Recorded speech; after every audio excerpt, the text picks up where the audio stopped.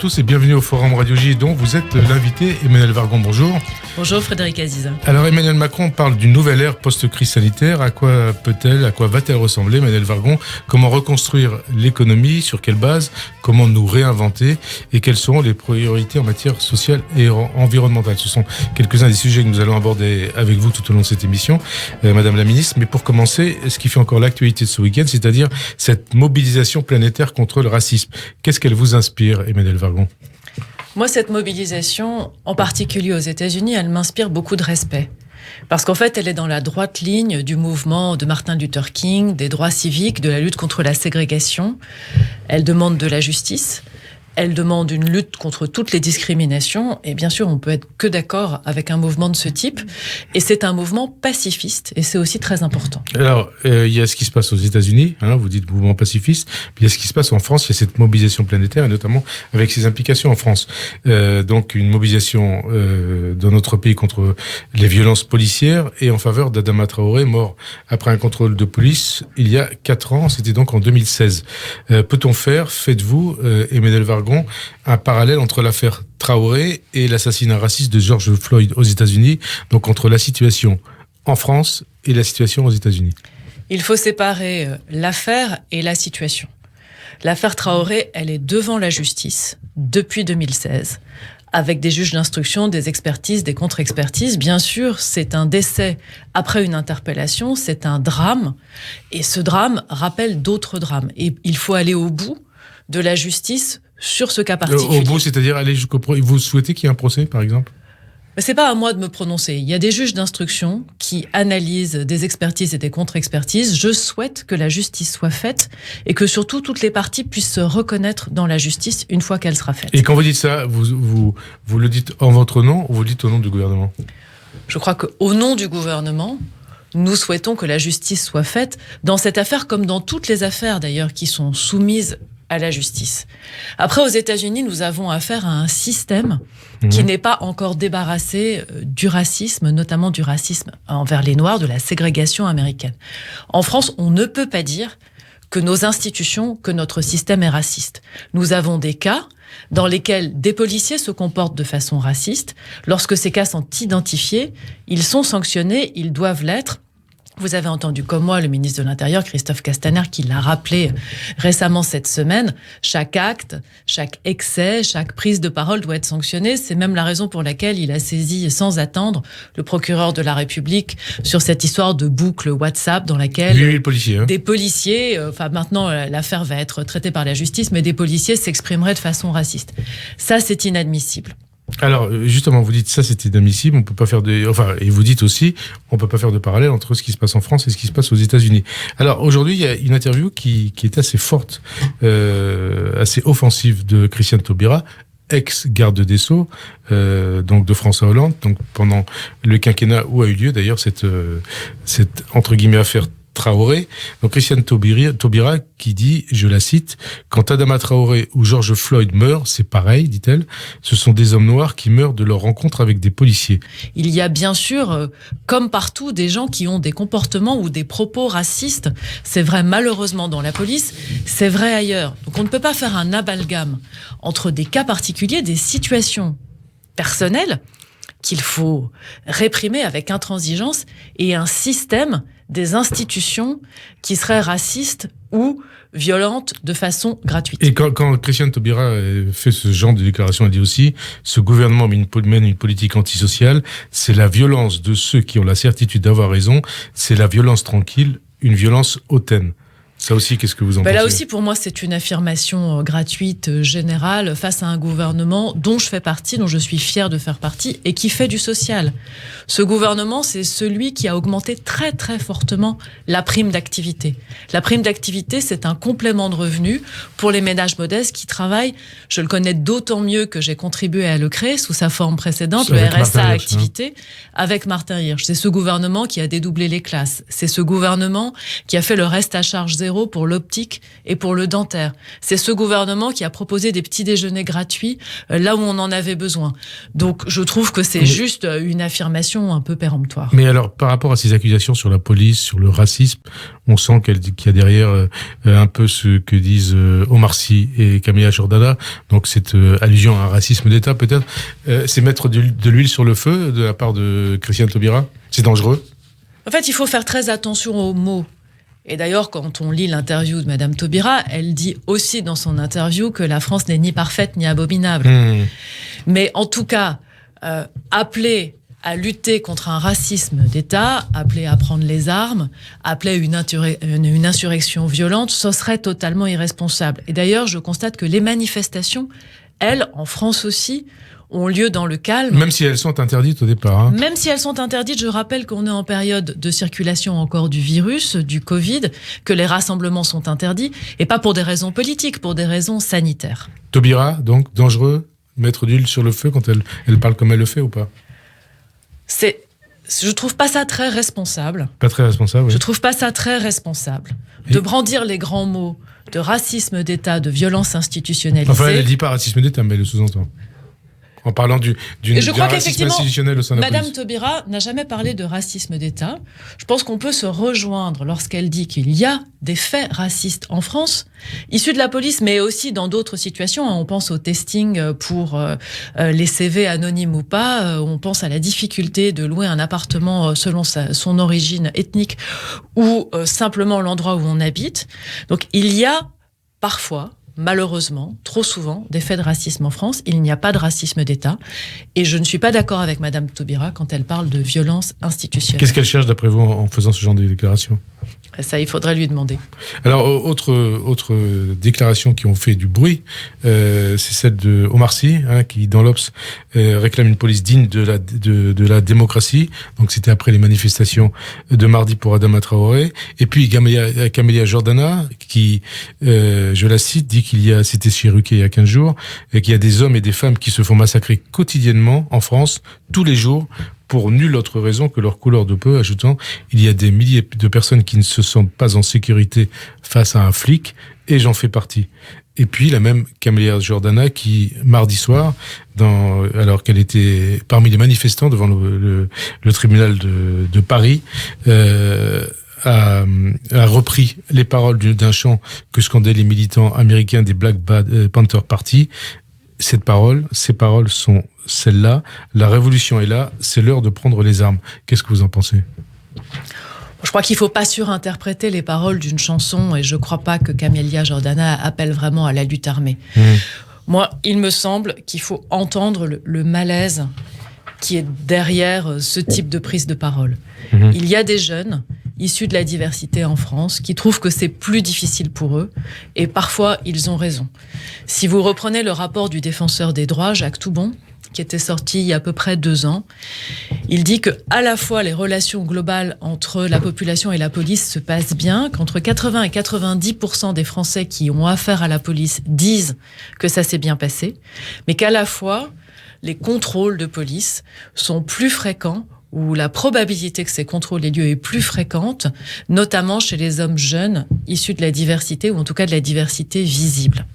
Et du coup, il faut entendre qu'il y a parfois des difficultés, qu'il y a un ressenti, il faut le prendre. Il y a un ressenti, il y a des faits. La discrimination, ça existe. Il y a des faits. C'est pour ça que je faisais référence à ce rapport du défenseur des droits, à ce rapport de Jacques Toubon. Face à ça, moi, je crois beaucoup au contact, à la formation, aux échanges de proximité, la police de sécurité dans les quartiers, la formation. Il y a un travail de fond qui a été lancé par le directeur général de la police nationale, Frédéric Vaux, sur les formations, par exemple, qui est en lien avec la DILCRA, avec le défenseur des droits. Je crois que c'est par là, c'est par cette proximité, c'est par ce dialogue de terrain que les choses progresseront. Mais en tout cas, il faut entendre qu'effectivement, la situation n'est pas parfaite. Elle n'est pas parfaite. Alors, justement, partant de ce constat, partant du contexte actuel, ces manifestations en France et aussi planétaires contre le racisme, est-ce que vous dites, Emmanuel Vargon, la lutte contre la discrimination, la lutte contre les discriminations doivent être une priorité de l'après-crise, dans l'après-crise? D'abord, pour finir sur la police, je voudrais pas finir sur la police sans saluer aussi ce qu'elle fait tous les jours, tous nos policiers, et aussi les policiers eux-mêmes issus de la diversité, qui sont aussi des acteurs extrêmement importants de cette lutte contre la discrimination. Moi, je crois que l'enjeu qui vient aujourd'hui, au-delà de la lutte contre la discrimination, c'est la protection. La protection sociale, la protection des plus fragiles, la protection de ceux qui vont souffrir dans la crise que nous vivons. Parce que la crise Là, que vous nous parlez vivons... pas donc de protection en matière de sécurité, vous dites protection sociale. Mais vous me posiez la question sur la lutte contre bien les sûr. discriminations. Est-ce que ça doit être un élément central? Oui, c'est un élément central parce que c'est un élément de nos valeurs. Il faut que chacun puisse trouver sa place dans la société, quelle que soit son origine. C'est une évidence. Mais les enjeux qui sont devant alors, attendez, nous... je vous interromps 20 secondes. Quand vous dites ça, ça veut dire que vous considérez que vous ne l'avez pas assez fait depuis 2017? Non. Je crois que nous le portons très fortement, notamment la lutte contre les inégalités de destin, le fait que selon l'endroit où on est en France aujourd'hui, on ait plus ou moins de chances de faire de bonnes études, d'accéder à l'enseignement supérieur, de trouver sa place dans la société. Il y a un gros travail qui a été fait, par exemple, par Jean-Michel Blanquer sur ces sujets. Mais je pense qu'aujourd'hui... C'est-à-dire qu'il y a des quartiers, les quartiers, c'est des endroits de non-droit, c'est ça? Non, je ne crois pas que les quartiers soient des endroits de non-droit. Où on ne peut pas évoluer de la même manière que dans le reste du pays? Mais je pense que c'est une question qui est beaucoup plus large que la question des quartiers. Parce que... Vous savez, c'est Manuel Valls qui avait parlé d'apartheid social. Hein. Je crois que la question n'est pas seulement... En fait, je reprends. Excusez-moi, Frédéric Aziza, mais je voudrais répondre précisément à votre question. Je pense que la question, c'est la réalité de l'égalité des chances. Que la réalité de l'égalité des chances, c'est une question, bien sûr, de quartier. Et c'est vrai que quand on vit, qu'on a été élevé à 10, 20, 30 kilomètres de Paris, parfois, on n'a pas du tout la même trajectoire possible que quand on vient de quartiers plus aisés. Mais c'est vrai aussi des territoires ruraux.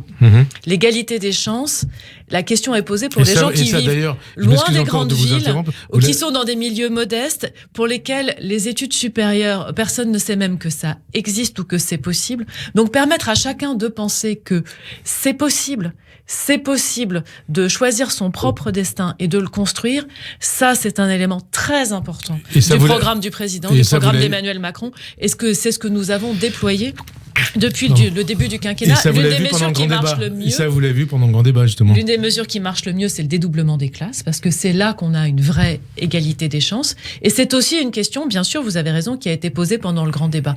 Comment est-ce que, quel que soit l'endroit où on habite, on a accès aux mêmes services, accès à la même qualité de prise en charge, et puis la possibilité de développer les mêmes opportunités. Alors, l'actualité, Emmanuel Wargon, c'est donc toujours la crise sanitaire. Nous sommes donc dans la phase 2 du déconfinement depuis le 2 juin. Faut-il aller plus vite, comme le demandent des parents d'élèves, des entrepreneurs, des chefs d'entreprise, donc, et aussi des restaurateurs, pour assouplir les consignes? Est-ce qu'il faut aller plus vite? On va déjà assez vite. Hein. Vous savez, le 2 juin est passé. On nous dit qu'il y a un débat au sein du gouvernement là-dessus. Les restaurants sont déjà ouverts partout, sauf en Île-de-France. Sauf en Île-de-France, qui est la dernière zone, qui est la zone orange. L'activité économique reprend. Moi, je pense qu'on a déjà toutes les marges de manœuvre pour que la relance économique puisse se faire. Après, on est tous très contents que le virus circule moins. On est tous très contents que les prises en charge sanitaires soient sous contrôle. Il faut rester vigilant. Personne ne supporterait un deuxième confinement. Et donc, il faut aller à la bonne vitesse et suivre les consignes sanitaires. Et je crois qu'on est déjà en train de déconfiner rapidement. Mais est-ce qu'il faut, par exemple, ouvrir les restaurants en Île-de-France avant le 22 juin? Pour l'instant, la cible, c'est le 22 juin. Les terrasses sont déjà ouvertes. On a la chance d'être au printemps. Les écoles. Et donc, les terrasses sont de nouveau avec pas mal de monde et c'est très bien. Les écoles, ça progresse aussi. On est en train le taux d'élèves accueillis progresse chaque semaine. Les collèges ont réouvert. Les lycées professionnels commencent à réouvrir. C'est aussi de l'ajustement au cas par cas, je crois, dans les écoles. Alors, dans ce contexte, Emmanuel Wargon, à quoi doit ressembler la France de l'après-crise sanitaire? Et Emmanuel Macron, pas Wargon, Emmanuel Macron parle de nouvelle ère. C'est quoi cette nouvelle ère du président de la République? Pour moi, cette nouvelle ère, c'est deux choses. Une fidélité aux valeurs qui animent le président et une réinvention du programme, de l'action pour les 2 dernières années au regard de la crise. Et les deux ne sont pas du tout contradictoires parce que les valeurs qui animent le président... Les valeurs qui animent le président, et c'était déjà présent dans son discours d'investiture, dans son discours au Congrès de 2017, c'est la souveraineté, la souveraineté pour lutter contre l'aliénation que représente la misère, la souveraineté pour lutter contre l'aliénation de la destruction de la planète. Donc tout ça était déjà là dans son discours de 2017, mais bien sûr au regard de ce que la crise change pour nous. Et c'est la raison pour laquelle, le président l'a dit plusieurs fois, cette nouvelle ère, elle sera sur 3 valeurs qui, moi, sont essentielles pour moi. Plus d'écologie, plus de social et plus d'initiatives locales.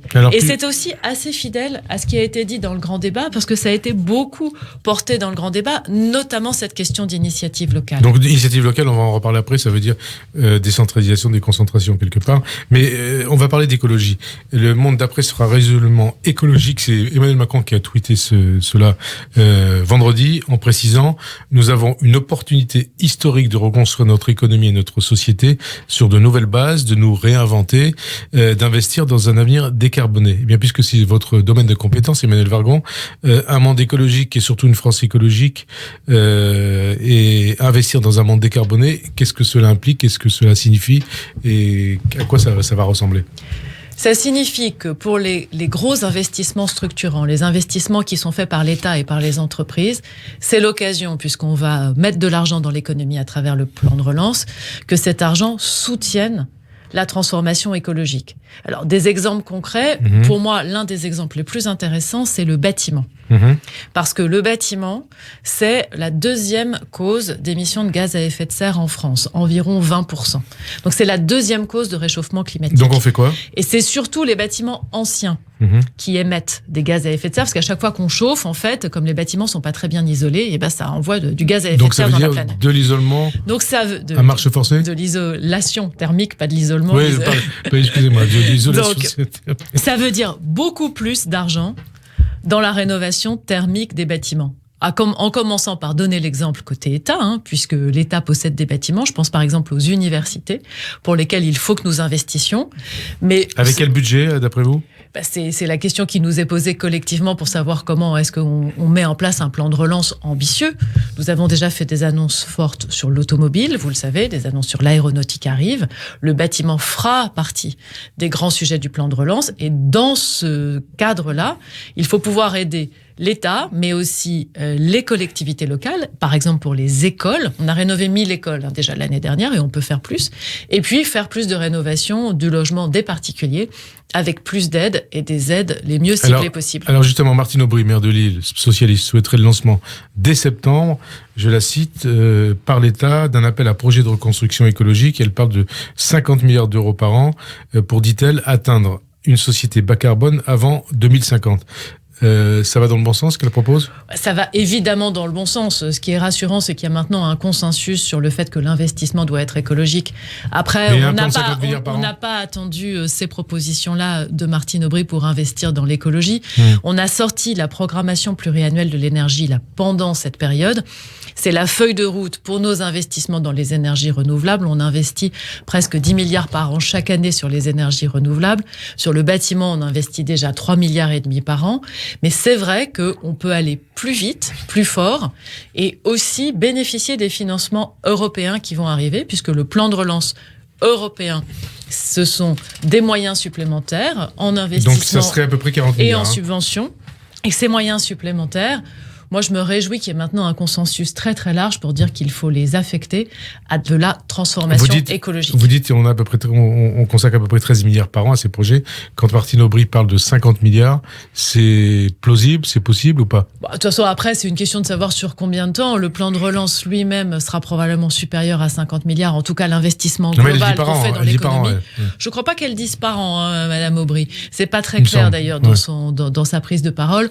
En tout cas, on sait qu'il nous manque entre 20 et 30 milliards par an pour investir dans l'écologie et que cet investissement, ça doit être de l'investissement public et de l'investissement privé. Et je trouve aussi important que les grandes entreprises, Total a pris la parole il y a quelques jours, Vinci aujourd'hui, disent qu'ils sont prêts à orienter leurs investissements vers la transformation écologique. Quand vous dites qu'il manque 20 à 30 milliards par an, ça veut dire que vous nous annoncez quelque part qu'il pourrait y avoir un plan de 20 à 30 milliards par an? Non, ce que je dis, c'est que public et privé, les différentes institutions qui regardent la transition écologique disent qu'à l'échelle française, il manque environ 20 à 30 milliards par an pour atteindre nos objectifs. Au moment de cette réinvention, au moment de ce plan de relance, c'est le moment de voir comment est-ce que de l'argent public français, de l'argent public européen et de l'argent privé peuvent nous aider à atteindre cet objectif. Donc, peuvent vous aider à trouver ces 20-30 milliards par an. Peuvent nous aider à trouver cet argent. Cet argent, et d'ici, donc on le saura en septembre. Bon, les décisions sont en cours, et puis encore une fois, c'est à la fois une mobilisation de l'État, mais c'est aussi une mobilisation des financeurs privés. Puis je n'ai pas cité les banques, mais les banques sont aussi un acteur dont on a besoin pour financer la transformation écologique. Et il faut qu'elles jouent le jeu, les banques. Et il faut qu'elles jouent le jeu. Alors, dans ce cadre de la transformation écologique, est-ce qu'on peut dire le diesel c'est fini, les voyages en avion pour des petites distances c'est fini, les délocalisations c'est fini, et donc vous avez à l'instant parlé de l'industrie du bâtiment. Sur l'automobile, vous avez vu qu'on soutient massivement la voiture électrique et les voitures hybrides. Sur le bâtiment, on soutiendra la rénovation et la construction avec des normes extrêmement strictes. Donc oui, on est en train de transformer progressivement notre économie vers une économie décarbonée. Mais sans diesel Le diesel fait partie pour l'instant du parc français. L'objectif, c'est de baisser les émissions de CO2, donc de carbone, des voitures, que ce soit du diesel ou de l'essence. Et c'est pour ça que la prime à la conversion, elle est réservée aux voitures les plus récentes. Et après, progressivement, de remplacer ces voitures par des voitures qui ne polluent plus du tout, du type électrique en particulier, ou d'ailleurs des voitures à hydrogène. Mais je voudrais revenir, pas seulement à l'écologie, mais au social, parce que je pense que les deux sont liés. J'ai une question sur le social. Vous dites qu'il faut plus de social, quelque part, Emmanuel Vargon. Plus de social, ça veut dire quoi ? C'est comment on fait pour arriver à plus de social, et qu'est-ce qu'on propose aux Français ? D'abord, je pense que c'est le moment où nous devons montrer aux Français que nous serons au rendez-vous pour protéger les plus fragiles. Parce que nous allons avoir plus de chômage, nous allons avoir toute une classe d'âge de jeunes qui vont arriver sur le marché du travail et qui vont avoir des difficultés à trouver un emploi. On précise les choses pour nos auditeurs. À la rentrée, c'est 700 000 jeunes qui arrivent sur le marché. Une classe d'âge, c'est 700 000 jeunes. Alors, pour une année donnée, tout le monde ne rentre pas sur le marché du travail en même temps, mais en moyenne, on a entre 500 000 et 700 000 jeunes qui rentrent sur le marché du travail. Est-ce que ça veut dire qu'il y aura 700 000 jeunes au chômage en septembre ? J'espère bien. 700 000 jeunes de plus. J'espère bien que non. Certains vont quand même trouver un contrat de travail. Pour d'autres, nous faisons un gros effort sur l'apprentissage avec des primes qui rendent l'apprentissage quasiment gratuit pour les entreprises qui prendront des apprentis à la rentrée. Et moi, j'appelle toutes les entreprises à prendre des apprentis. Et puis après, ça veut dire que pour les jeunes qui ne trouveront pas, il faut aider à les former. Donc pour ceux qui sont déjà en études, qu'ils puissent continuer. Et pour les jeunes en galère, soutenir des mécanismes comme la garantie jeune, par exemple, qui est à la fois un revenu minimum que j'ai créé quand j'étais à la délégation générale à l'emploi et à la formation professionnelle. Donc c'est à la fois un revenu minimum et un parcours d'insertion pour permettre de garder des chances de retrouver un emploi dès que la situation économique s'améliorera. Donc il y a une attente, je crois, des Français de protection des jeunes, des ménages les plus en difficulté, pour que dans cette crise, tout le monde se sente soutenu, non seulement par l'État, mais aussi par les collectivités, et puis aussi par le monde associatif, par le monde de l'insertion. Je pense à l'insertion par l'activité économique, au monde mutualiste, à l'économie sociale et solidaire, qui a vraiment un rôle à jouer dans cette crise. Avec une question, Emmanuel Vargon, ça va entraîner des dépenses complémentaires, des milliards et des milliards. Comment on finance l'argent dépensé en matière sociale depuis le début de la crise sanitaire et dans le cadre du plan de relance à venir, en augmentant les impôts ou en augmentant le temps de travail ? Alors, il n'y a aucune volonté du gouvernement d'augmenter les impôts. Pour l'instant, nous acceptons d'avoir un déficit public plus élevé et nous acceptons d'avoir une dette plus élevée. Une partie de ce financement viendra de la mutualisation et de la solidarité européenne. Une partie ? Une partie, et c'est ce qui sera discuté dans les prochaines instances européennes, d'ici au mois de juillet, notamment. Européen. Pour le reste, c'est simplement le fait d'être en capacité d'absorber un choc économique sans précédent. On n'a jamais vécu une crise de ce type.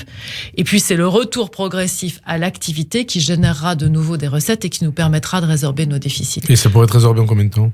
Je crois que Personne n'est en 11 à 12% de déficit à moins de 3%. Personne n'est en capacité de le dire parce que personne ne sait à quelle vitesse la reprise va avoir lieu. Si je regarde les secteurs que je connais, pour revenir au bâtiment, la totalité des chantiers a maintenant réouvert, donc l'activité a repris. Je pense que c'est le mix des mesures économiques que nous allons mettre sur la table qui devrait soutenir l'activité. Nous avons aussi beaucoup d'épargne, en fait, qui s'est créée pendant cette période. Trop, c'est un jugement de valeur, il n'y a pas de jugement de valeur à porter. C'est 4 milliards d'épargne en plus supplémentaires. Mais en tout cas, cette épargne, si elle trouve à s'investir dans l'activité économique ou si elle revient dans la consommation, on sera dans un cercle vertueux qui permettra de soutenir la consommation et donc l'activité. Est-ce que ça veut dire que vous lancez un appel aux Français, que le gouvernement lance un appel aux Français, dépensez, n'épargnez pas ? En tout cas, maintenant que l'activité a repris, ça peut être le moment de soutenir l'activité économique, de se faire plaisir pour ceux qui le peuvent, notamment avec les restaurants qui ont réouvert ou avec les boutiques et le commerce de proximité qui a réouvert. Mais c'est aussi l'occasion d'avoir une consommation un peu plus responsable. C'est pour ça que l'écologique et le social sont liés. Peut-être en regardant d'où viennent les produits qu'on achète, en achetant français, c'est vrai pour l'alimentation, pour nos agriculteurs, c'est vrai pour le reste. Et puis en regardant aussi la durabilité des produits qu'on achète. Ça veut dire que vous mettez en avant le patriotisme économique ? Je pense que c'est important de soutenir l'activité économique française produite sur le territoire français pour soutenir l'emploi sur notre territoire. Alors, vous avez parlé tout à l'heure de la décentralisation, de la déconcentration, vous avez fait allusion. Ça a été annoncé de nombreuses fois, mais jamais vraiment lancé. Alors, qu'est-ce qui va se passer après la crise sanitaire ? Moi, je pense qu'il faut une vraie révolution de l'État local, en fait. Ça veut dire quoi ? Ça veut Parce dire... qu'on en parle très précisément depuis le grand débat que vous avez contribué à animer. Vous savez, moi j'ai la chance d'avoir lancé des contrats de transition écologique locaux qui marchent très très bien. Il y a 80 endroits en France, en général à l'échelle de la communauté de communes ou de la communauté d'agglomération, donc plusieurs communes, qui se sont lancées dans des initiatives écologiques avec le soutien de l'État. Et ce qui marche, c'est que l'État ne leur dit pas « voilà ce que vous devez faire, voilà un cahier des charges à appliquer ». L'État leur dit « vous avez envie de faire du développement économique et écologique à la fois. Ça peut être de la chaleur renouvelable, ça peut être des circuits courts alimentaires, ça peut être du recyclage, beaucoup de choses. Dites-nous ce que vous souhaitez faire, on sera là pour vous aider ». L'État qui n'est pas en surplomb, mais l'État qui est facilitateur, partenaire, qui simplifie des procédures complexes, qui fait qu'on fait en 1 mois ou 2 mois ce qui normalement devrait prendre 1 an ou 2 ans. Moi, c'est cet État-là local que je pense qu'il faut qu'on développe. Il faut que l'État local soit au service des projets. C'est ce qu'on a vu d'ailleurs dans le cadre de la crise sanitaire. Ce qui devait être fait ce qui était fait habituellement en 1 an, 2 ans, ça a été fait en quelques semaines. Exactement. La crise sanitaire a montré qu'on savait fonctionner aussi en circuit court, si je peux dire, de décision entre l'État et les collectivités, qu'on savait résoudre en 15 jours des problèmes qu'on aurait mis 1 an et demi à résoudre avant. Simplement, quand on donne plus d'autonomie aux acteurs, quand on leur dit voilà l'esprit général de ce qu'il faut faire et après trouver la solution, ça marche bien. Je vais vous donner un tout petit exemple qui est à la fois ponctuel et à la fois symbolique. Je m'occupe de la réouverture des refuges de montagne. C'est important parce que les refuges de montagne, c'est l'accès à la nature. Alors, c'est l'accès en montagne, mais c'est l'accès aux grands espaces. Et puis, on est à la veille des vacances. Et puis, voilà, c'est pour tous ceux qui souhaitent passer des vacances à la montagne, vous pouvez y aller, les refuges seront réouverts. Il n'y a pas 2 refuges qui se ressemblent. Donc on peut pas faire un protocole normé en disant voilà l'espace qu'il va falloir laisser entre 2 couchettes, entre 2 tables, ça fonctionne pas comme ça. Donc on a fait quelque chose de très général, on a posé des principes et après chaque refuge se débrouille pour trouver ses modalités de réouverture. Moi je crois à un État local, acteur, partenaire, efficace, avec de la marge de manœuvre, avec une capacité à faire, avec de l'argent qui n'est pas tellement fléché qu'on ne peut pas utiliser telle enveloppe budgétaire parce qu'elle est trop contrainte. Je crois que c'est cette révolution de l'État local qu'il faut faire. Donc c'est d'abord de la déconcentration, c'est-à-dire beaucoup plus d'autonomie donnée aux services qui sont le plus en proximité, et c'est un partenariat avec les collectivités locales, et finalement, ce partenariat peut être à géométrie variable. Parfois, ça sera avec une commune, parce que c'est vraiment elle qui est moteur. Parfois, ce sera avec un pays. Et un pays, c'est beaucoup de communes qui s'associent. Parfois, ce sera avec le département, parce qu'il est très mobilisé, parfois moins. Donc, c'est pas tant des grandes règles nationales que la capacité à soutenir des initiatives et même des expérimentations. Et ça peut être effectif quand ? En fait, c'est d'abord un état d'esprit, c'est d'abord une capacité à faire confiance. C'est faire confiance au terrain. En fait, c'est dire, ils savent mieux. À Montbard, où j'ai un contrat de transition écologique qui marche très bien sur la formation sur les énergies renouvelables. À Rochefort, où le contrat de transition écologique, il est sur le recyclage industriel. À Briançon, où il est citoyen sur comment vivre ensemble en moyenne montagne et comment faire face au changement climatique aux moyennes montagnes. Donc, c'est dire... À Rochefort, à Montbard, à Briançon et ailleurs, ils savent mieux. Ils nous disent ce qu'ils veulent faire. Donc c'est pas Paris qui doit imposer les choses. Et c'est pas Paris qui impose. Alors, vous parlez de situation locale. Il y a les élections locales, les élections municipales. On est à 2 semaines du second tour des élections municipales. Paris, justement, Emmanuel Vargon, est-ce que comme Marlène Schiappa, d'après des SMS rapportés par Le Point et non démentis par l'intéressé, vous considérez qu'Agnès Buzyn ne gagnera pas l'élection et donc ne sera pas maire de Paris après le second tour du 28 juin? Alors moi, ce que je pense, c'est que c'est la beauté de la démocratie, c'est qu'il n'y a pas d'élection qui est jouée d'avance. Donc Agnès Buzyn n'est pas favorite dans cette élection, elle est plutôt challenger, mais elle est candidate, elle est mobilisée, et du coup, on ne donne pas le résultat d'une élection avant que l'élection ait eu lieu. On a eu plein de surprises par le passé, on peut en avoir encore, et elle porte une voix qui est une belle voie pour Paris. Donc non, cette élection n'est pas jouée d'avance. Aucune élection n'est jouée d'avance. En tout cas, la majorité, Emmanuel Vargon s'apprête à subir une défaite historique dans 2 semaines, donc au second tour des municipales. Comment on peut se relever d'une telle défaite à moins de 2 ans de la présidentielle ? En fait, je partage pas le diagnostic parce que la majorité présidentielle, elle part d'une absence très forte d'élus locaux à cette échelle municipale. C'est une majorité récente, c'est une majorité qui s'est créée avec un projet national autour du président de la République. Et donc, la République En Marche n'est pas un mouvement implanté depuis longtemps sur le territoire. Alors, l'objectif, on précise les choses. L'objectif de Stanislas Guerini, patron d'En Marche, c'est 10 000 conseillers municipaux sur, je crois, 500 000 conseillers municipaux dans tout le pays. C'est très peu, c'est 2% d'élus. L'objectif, c'est une implantation locale du mouvement. Alors après, les conseillers municipaux, vous savez, on a 36 000 communes, enfin un peu moins, 35 000. Dans toutes les petites communes, les conseillers municipaux, ils sont sans étiquette. Donc ils sont ni la République En Marche, ni les Républicains, ni rien du tout. D'ailleurs, ce sont des conseillers citoyens au service des citoyens de communes qui font 300, 500, 800 habitants très souvent. Donc on ne peut pas comparer 10 000 conseillers municipaux, la République En Marche, avec 500 000, parce que dans les 500 000, l'immense majorité est sans étiquette. Oui, notre objectif, c'est de nous implanter dans les grandes villes, mais aussi dans les villes moyennes et dans les petites villes. Je pense qu'on atteindra ce pari de 10 000 conseillers municipaux. On sera présent dans des majorités municipales. On est déjà présent au premier tour. Je pense à Nevers, par exemple, ou à Vesoul, ou... Enfin, il y en a peu, hein. Dans mon département, le Plessis-Trévise ou Villecresnes, mon département c'est le Val-de-Marne. On sera présent dans des majorités municipales, certaines dans des majorités de renouvellement, dans d'autres dans des majorités avec des maires sortants réélus que nous soutenons parce que nous partageons leurs valeurs. Et c'est aussi un travail d'implantation au long cours. Donc ces élections municipales, je crois que les citoyens, les habitants dans une ville, qu'elle soit grande ou petite, ne votent pas pour le gouvernement en votant au municipal. Ils votent pour un projet municipal. Comment vous expliquez, autre question, autre niveau de responsabilité, qu'Édouard Philippe soit plus populaire qu'Emmanuel Macron? Qu'est-ce qui va passer? Le style Macron, c'est la méthode Macron, ou c'est l'homme Macron qui pose problème?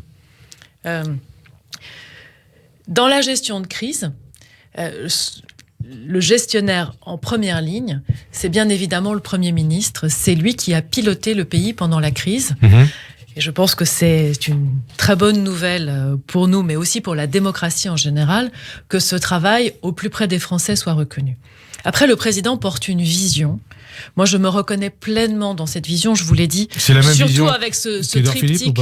Oui. Aujourd'hui, l'écologie, le social et le local, la souveraineté, la nécessité de reconquérir cette souveraineté, et puis la nécessité de soutenir le pays dans un moment difficile et de lui permettre de se reconstruire.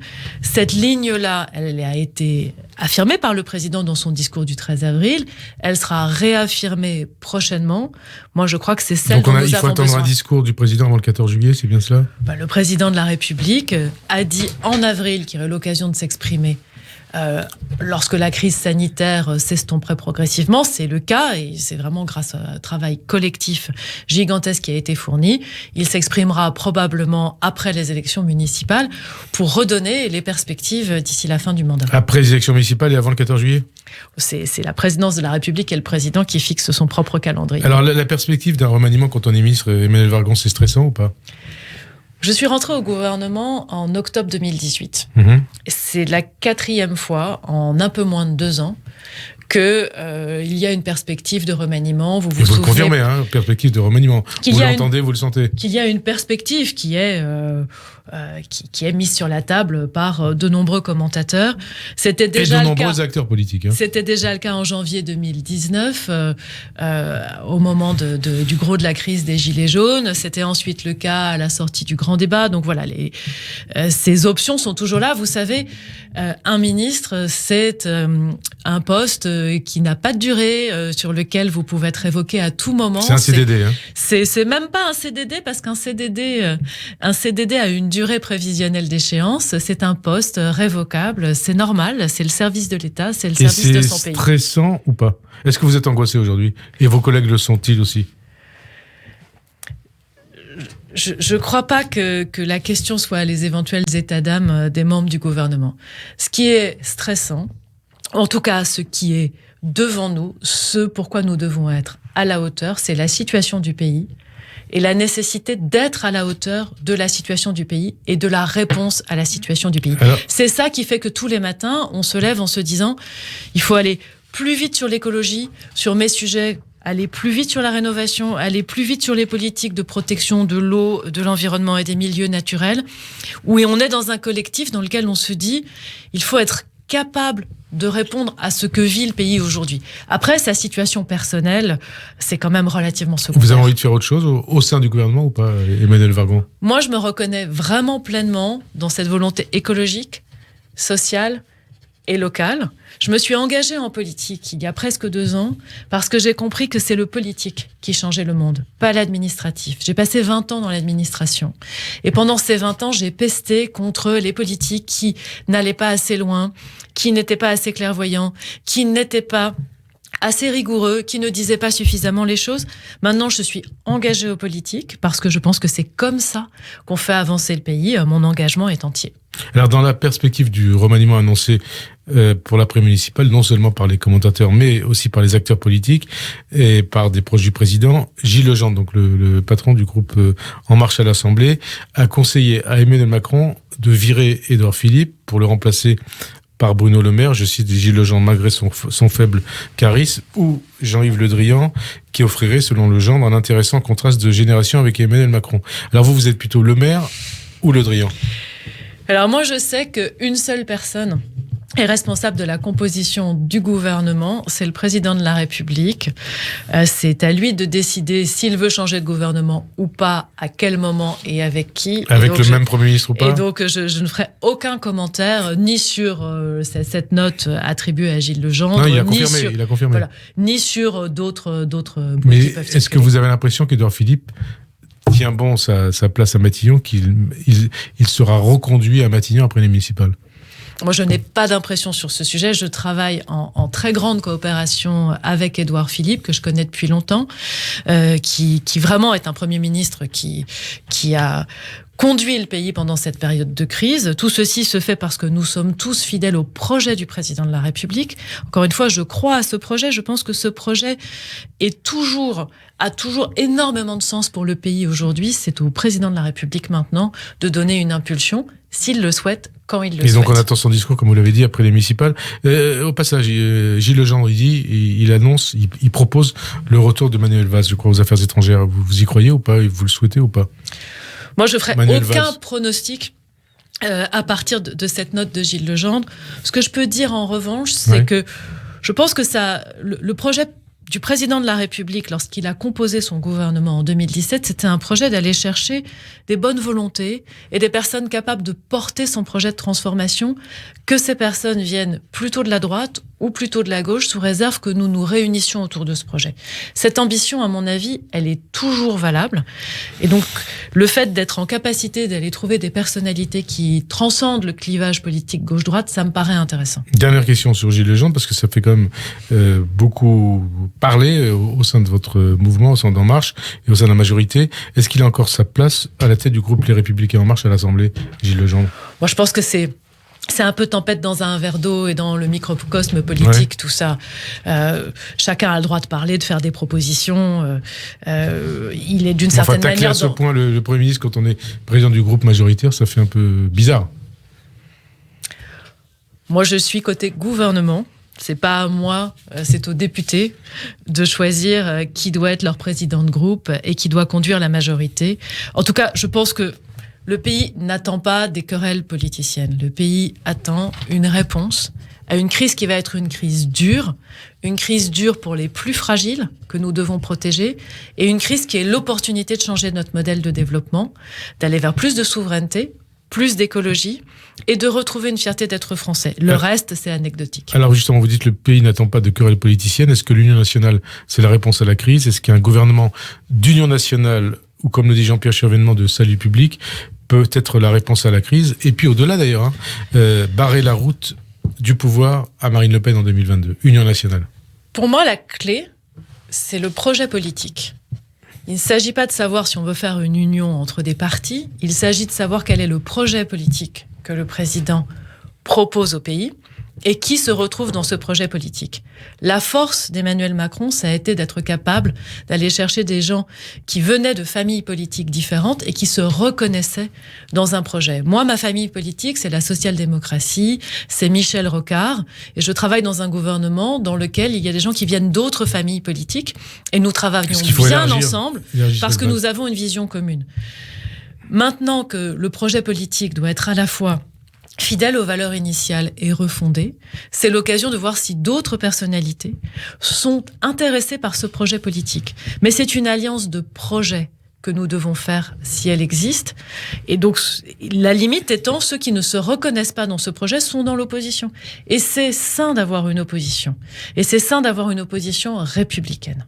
Merci Emmanuel Macron d'avoir répondu. Emmanuel Vargon. Merci à vous. Répondu à notre invitation. Bonne fin d'après-midi sur Radio J et à dimanche prochain. Merci. Merci à vous, Frédéric Aziza.